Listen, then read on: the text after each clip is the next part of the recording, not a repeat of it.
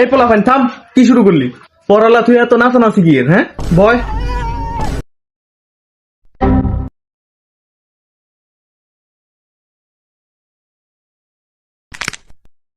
একটা বেগুনে বই বাইর কর, কালকে বাংলা পড়া দিছি, পড়ছস নি? अच्छा বাবু কালকে যে তোমার বাড়ির পড়া দিছি তুমি পড়ছো? যে স্যার কালকে অনেক ট্রেকমেন্ট তোমার মাই ফরাইছে।